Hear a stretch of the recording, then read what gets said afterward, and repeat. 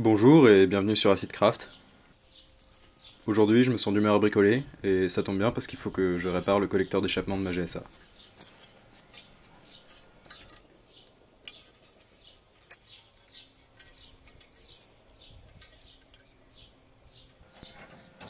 Mais d'abord, étant donné que l'échappement est démonté, je résiste pas à l'envie de vous faire écouter une GSA à échappement libre.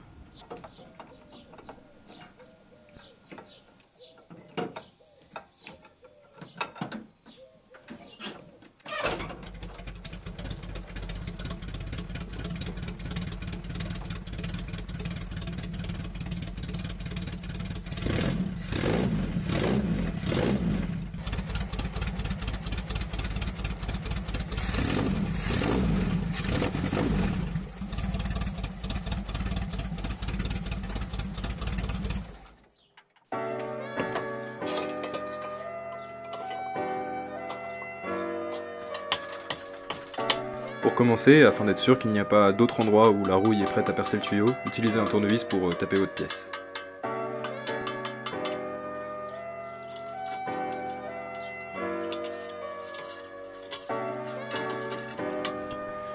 Il va ensuite falloir enlever la partie où le fer est trop rouillé, trop fin, pour pouvoir avoir une bonne épaisseur pour greffer notre soudure.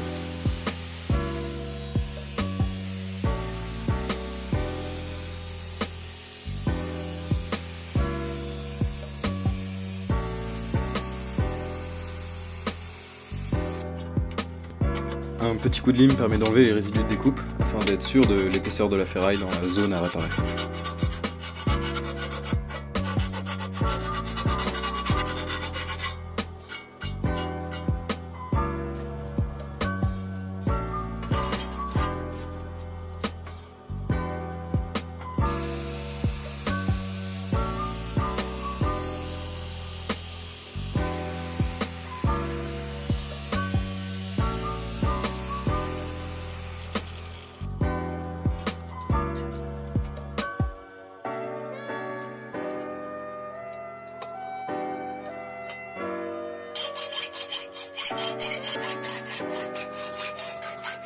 Vu que c'est du métal récupéré sur un vieux côté de la vaisselle, quelques coups de marteau pour le remettre bien à plat et avoir quelque chose de propre pour travailler.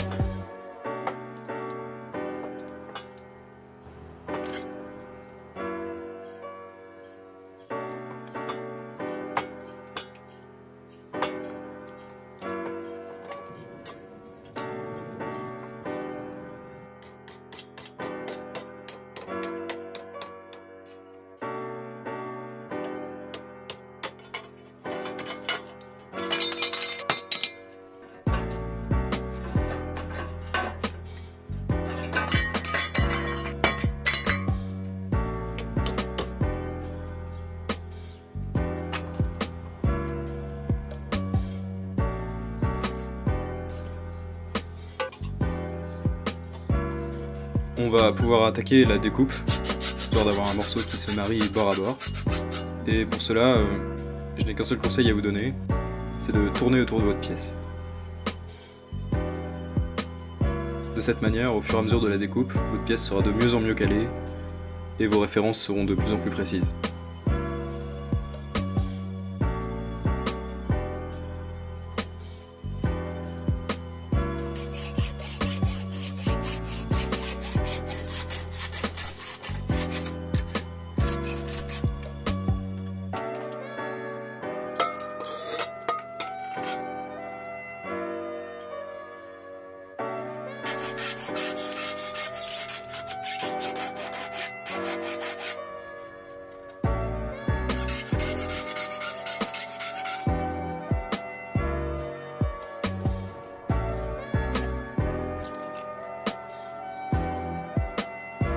Prenez votre temps pour réaliser cette opération. Souvenez-vous toujours qu'il est facile d'enlever de la matière, mais qu'en rajouter lors de la soudure sera compliqué.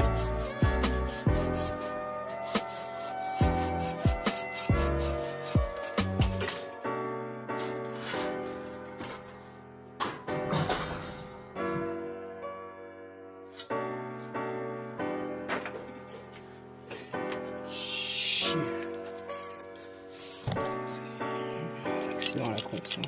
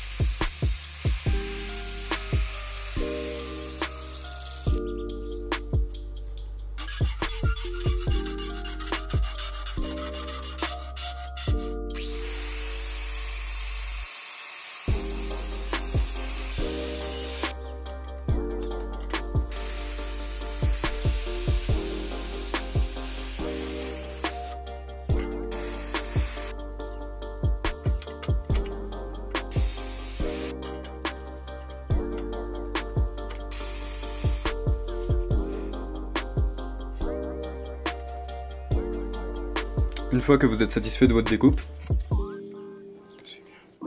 il va être temps de passer à la préparation de la pièce avant soudure.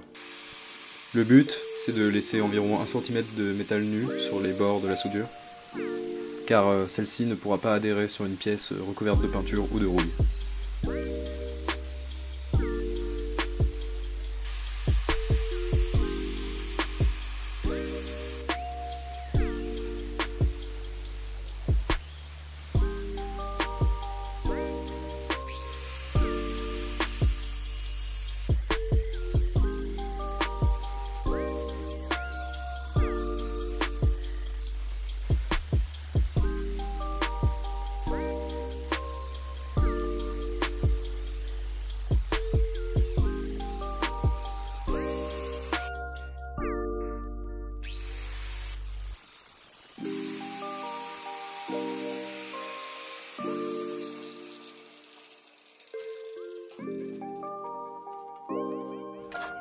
Avant de souder, n'hésitez pas à réaliser quelques derniers ajustements.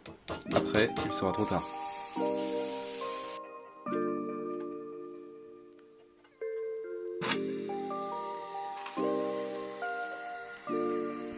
Vous pouvez donc allumer votre chalumeau et commencer par pointer la pièce, c'est-à-dire la souder à ses deux extrémités pour qu'elle ne bouge plus.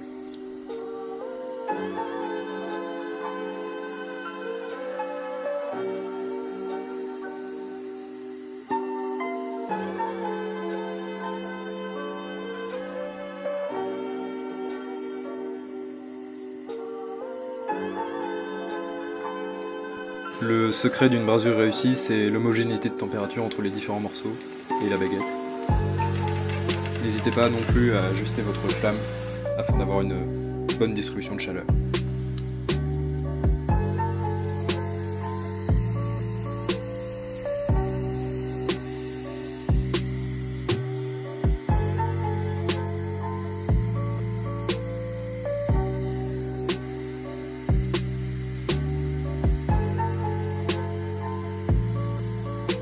Soyez également prudent si vous brasez des pièces d'épaisseur différente.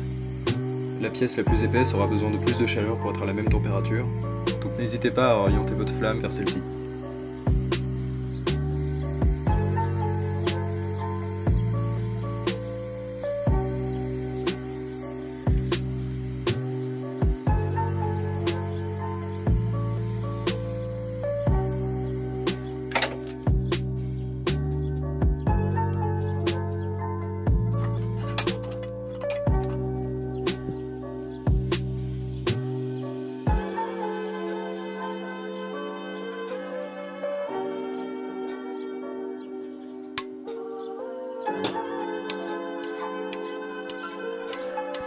Dans la foulée, vérifiez la solidité de votre brasure avec quelques coups de marteau.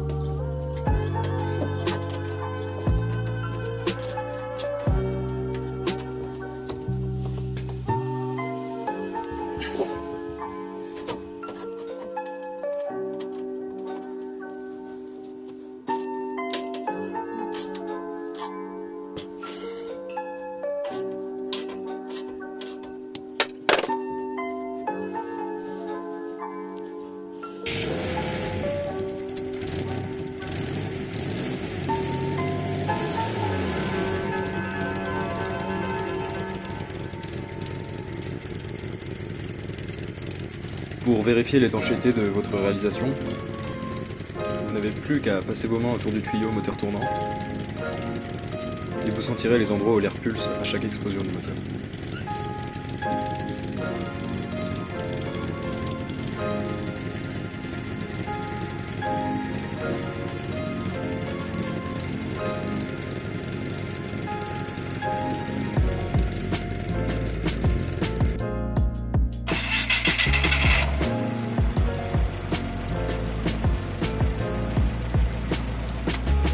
Voici donc le bruit avant.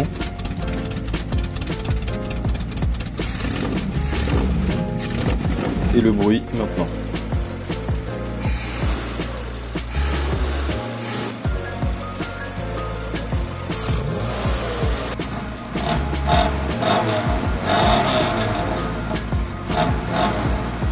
Et voilà, cette réparation est terminée, ainsi que cette vidéo. J'espère que ça vous a plu, que vous avez appris quelque chose ou que vous êtes simplement détendu. Il y a beaucoup de projets qui vont arriver sur cette chaîne, donc n'hésitez pas à vous abonner, vos suggestions dans les commentaires, tout ça. Et en attendant, je vous souhaite de la réussite dans tous vos projets. À la prochaine!